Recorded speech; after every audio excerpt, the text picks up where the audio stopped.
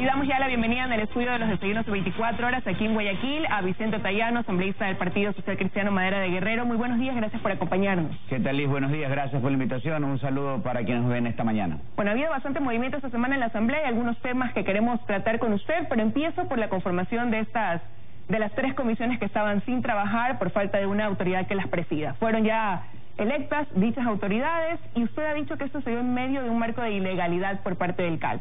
¿Dónde está la ilegalidad en este caso, asambleísta?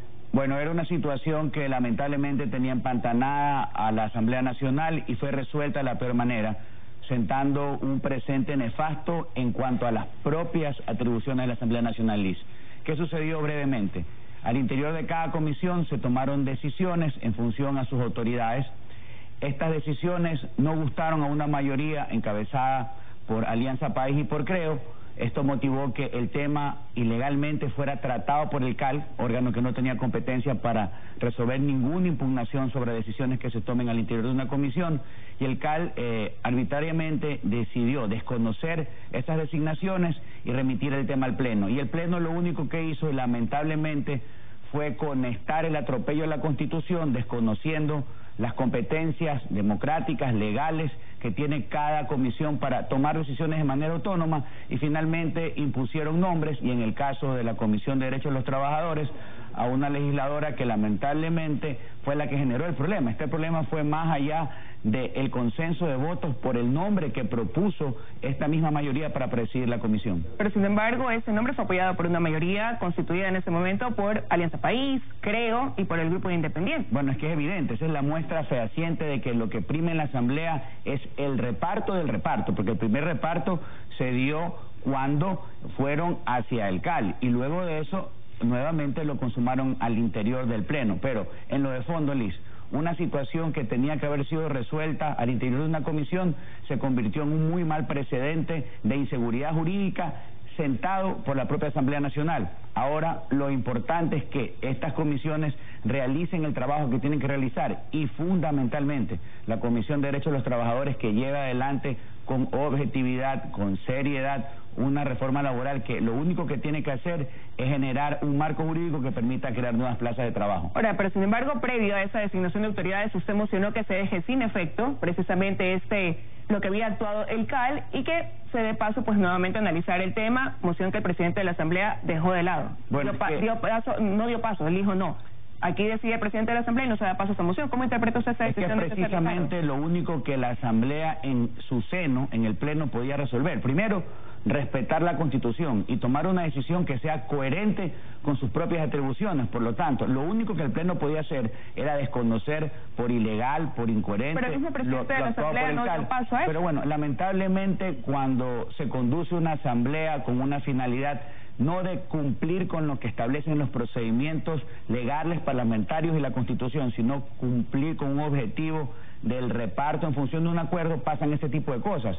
Y se lo dije al presidente Litardo, hay que voltear la página, la Asamblea necesita enrumbar su trabajo en función de la construcción de una verdadera agenda legislativa, Liz, pero una agenda que trate los temas que interesan al ciudadano: lucha contra la inseguridad, generación de empleo y reformas importantes en materia de seguridad, de salud y educación. Esos son los temas, son temas elementales que los venimos discutiendo desde el 14 de mayo del año 2017, pero lamentablemente no ha sido posible encauzarlos. Ahora, ¿cuál es el camino? Establecer estos temas con tiempos de debate, que el Pleno durante estos 2 años pueda evacuar esas leyes que obviamente tienen que ser construidas de la mano de la ciudadanía y todos los actores que están vinculados con las mismas. Ahora, pero precisamente se habla que una vez que ya han sido integradas estas comisiones, se plantea que para esta semana que viene ya se reúnan quienes presiden cada uno de los bloques dentro de la Asamblea para dar paso a la construcción de una agenda legislativa. Con estas nuevas mayorías que hay, veo inconformidad en el lado de ustedes al referirse a esa nueva mayoría que permitió la conformación de esas comisiones. ¿Va a ser fácil la construcción de dicha agenda? ¿Cómo prevén el trabajo de aquí en adelante? Es que, Liz, en lo de fondo, en lo conceptual, el problema no pasa por la conformación de mayoría, pasa porque el punto número 1 de esa mayoría debió haber sido el consenso de una agenda legislativa, y estamos haciendo las cosas a destiempo, cuando la agenda debió haber sido el norte que junte a todos, a los que piensan igual, a los que no piensan igual. No los juntó la construcción de una agenda, porque eso es lo único que le interesa al ciudadano.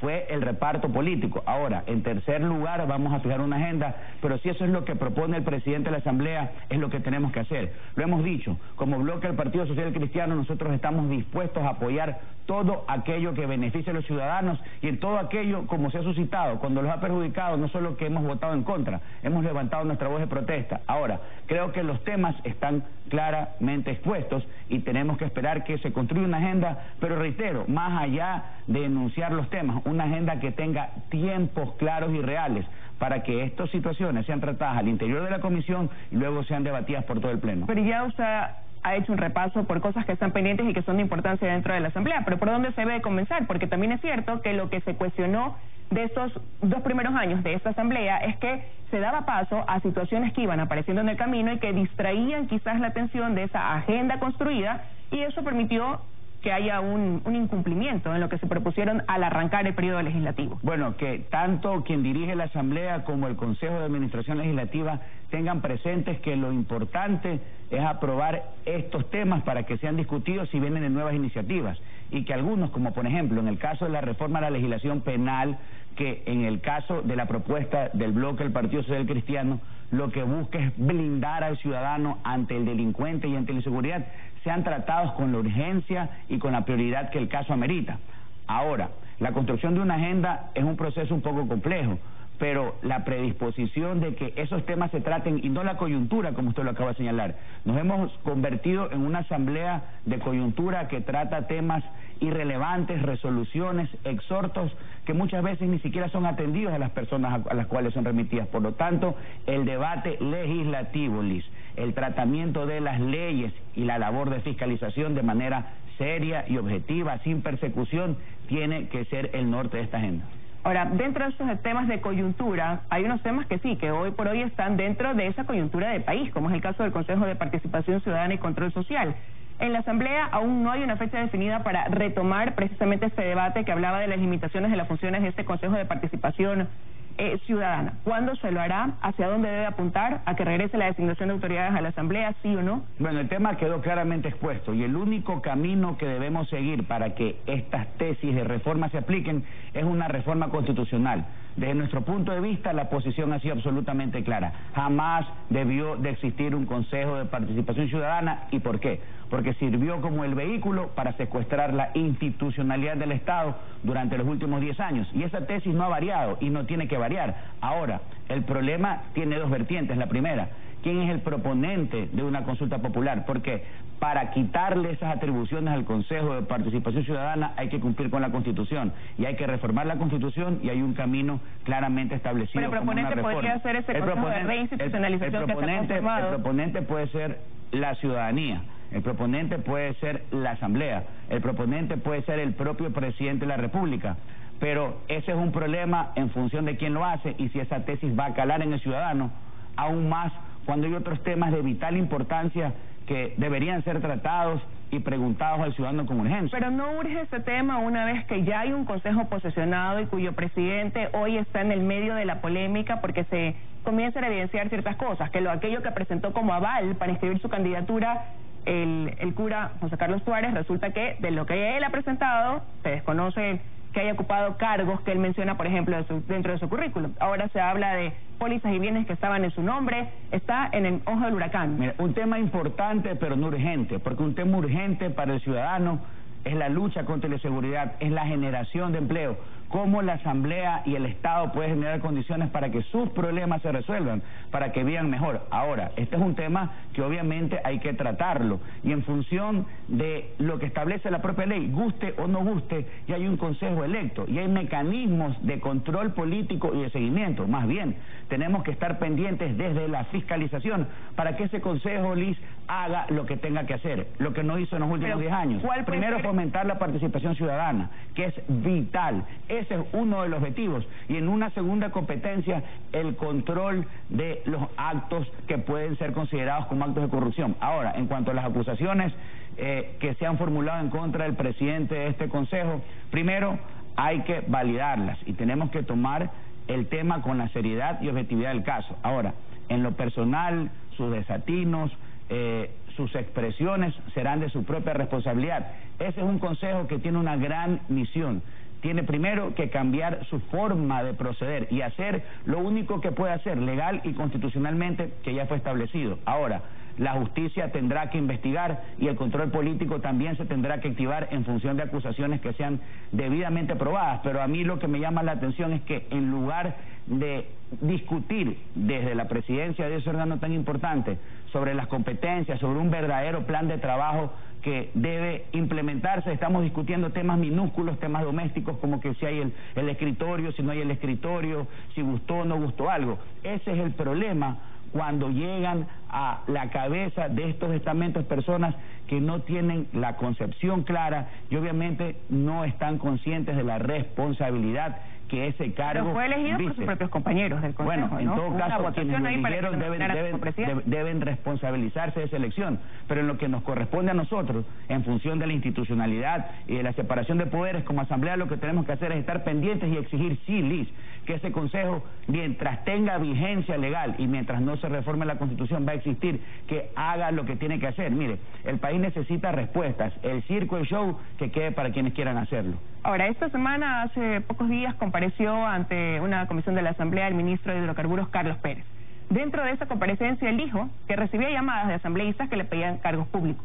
No ha dado los nombres. ¿Qué debería pasar una vez que él dé a conocer esos nombres, se revele quiénes son estos asambleístas? ¿Qué debería pasar con esos legisladores? Bueno, un anuncio preocupante. El día de ayer, de hecho, la Asamblea Nacional reformó el orden del día para incluir un tema y tiene que realizarse una comparecencia que no sea un circo, que sea una comparecencia de objetividad y que en el evento de que eso haya sucedido, que se den los nombres y en función de eso tendrá que actuar quien tenga que actuar, no solo los órganos internos en cuanto a la disciplina, hablando de los estamentos de la Asamblea, sino también la justicia, porque de acuerdo a la Constitución, ningún legislador tiene la posibilidad de interceder, de requerir o impulsar nombramientos o gestiones a nivel público. Por lo tanto, es un tema bastante preocupante. ¿Eso podría conllevar a la destitución de esos asambleístas? Sí, definitivamente sí. Obviamente, una vez que se valide y se cumpla con todo el presupuesto que establece la ley y que establece la Constitución. Ahora, pero había asambleístas que no estaban de acuerdo con que él comparezca ante el Pleno. Bueno, yo creo que debería ir simplemente donde la Comisión, tal y como lo hizo ahora. Ante tremenda aseveración, el país primero necesita claridad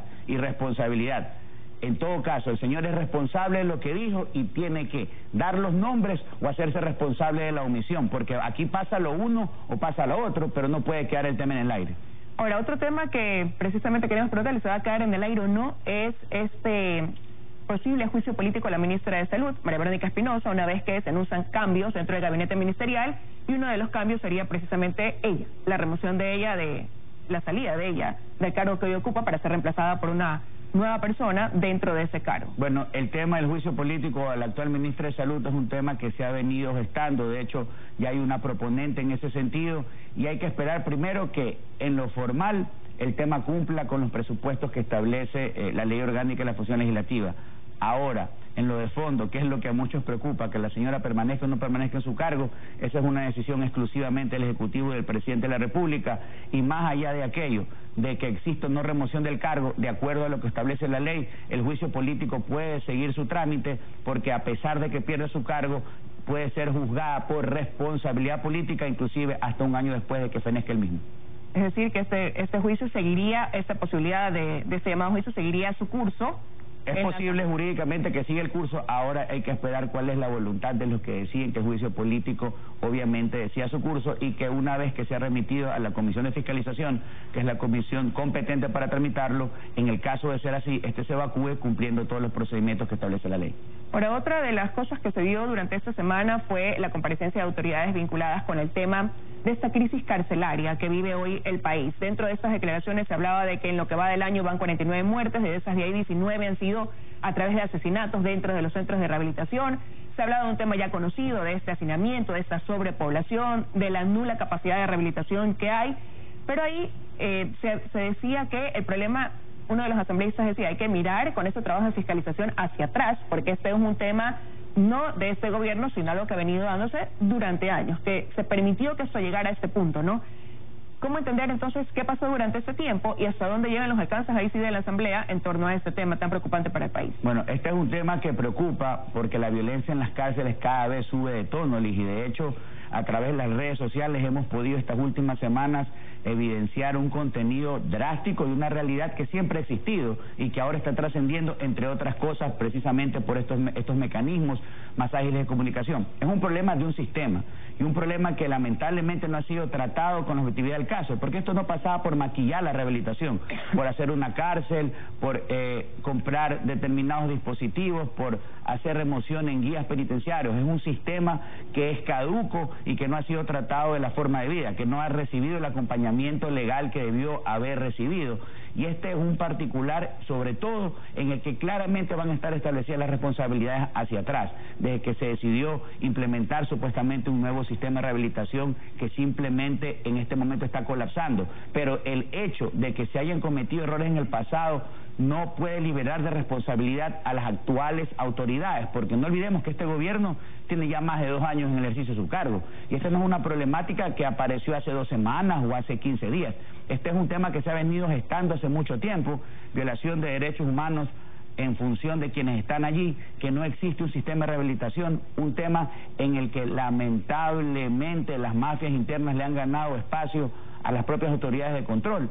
Y esto tiene que ir más allá de las sanciones, que creo que deben ser importantes por precedentes, pero debe presentarse un programa de acción que vaya de la mano con la justicia, con el ministerio responsable y que nos lleve a tener una verdadera rehabilitación, porque esto no pasa por sacar a los peligrosos o evitar que se sigan matando al interior de las cárceles, pasa porque existe una verdadera opción de rehabilitación y aquí cada quien tiene que hacer lo suyo. La Asamblea desde la reforma legal en función a la legislación penal, el Ejecutivo con un verdadero plan de trabajo con financiamiento y con objetivos cumplibles y sobre todo que se realice el control necesario al interior para evitar que las muertes sigan proliferando en todas las cárceles del país. Pero ya para concluir, quería preguntarle si tiene oficina legislativa, dónde la tiene, y se lo pregunto a propósito de que hay asambleístas que dicen que hay ciertas preferencias al momento de asignar ahora las oficinas dentro del Palacio Legislativo. Bueno, en cuanto a Quito, tenemos una oficina en un edificio continuo de la Asamblea, acá en Guayaquil, en la Casa Legislativa. Pero en Quito está conforme, porque algunos dicen que están cerca, pero no, en edificios muy pequeños, otros que hay ciertas preferencias con ciertos asambleístas que están dentro del mismo Palacio Legislativo. Bueno, lo importante es trabajar, Liz, más allá de la oficina. Nosotros hacemos mucho trabajo territorial, mucho trabajo a través de las redes sociales, y sí, a veces hay pequeñas complicaciones, pero eso no puede ser un impedimento para realizar una labor legislativa. Lo importante es escuchar al ciudadano, lo importante es hacer esto, una comparecencia pública, y que cuando podemos llevar adelante nuestras intervenciones, tanto en la comisión como en el pleno, lo hagamos como lo tenemos que hacer. Y ya para terminar, quiero terminar esta entrevista con un tema que ya tocamos y tiene que ver con esa construcción de la agenda legislativa. Nada más preguntarle cómo avisora usted el panorama, porque ahora, después de lo que se ha vivido esta semana, lo que se habla es de una nueva mayoría y de que se han juntado por otro lado el agua y el aceite, hablando del Partido Social Cristiano y la Revolución Ciudadana, que quedarían en una especie como de minoría para ciertos temas. Bueno, ¿Cuál es el importante que se viene? Y es muy buena su pregunta, Liz, y hay que dejarlo absolutamente claro. Nosotros no tenemos un acuerdo con absolutamente nadie. Lo que pasa es que simplemente somos coherentes con lo que decimos y actuamos de esa misma manera. Y un parlamento es consenso, un parlamento es discrepar, y nosotros no somos sectarios. Y cuando tengamos que apoyar un proyecto de ley, lo vamos a hacer venga de quien venga. Y si esta alusión se la hace en función de lo que pasó en la Comisión de Derechos de los Trabajadores, esa designación, aunque transitoria mía, fue simplemente consecuencia de una coyuntura por el mal manejo de una mayoría que conformó una comisión con nombres cuestionados y propuso para la presidencia una persona que generó rechazo y que ni siquiera pudo generar consensos entre sus propios aliados. Así es que yo creo que esa es una situación que está clara. Nosotros hemos sido un bloque que ha cumplido con sus compromisos, no hablando, sino haciéndoles. Quiero agradecerle su presencia esta mañana aquí en Desayunos de 24 horas. Era el asambleísta Vicente Tayano. Nos vamos.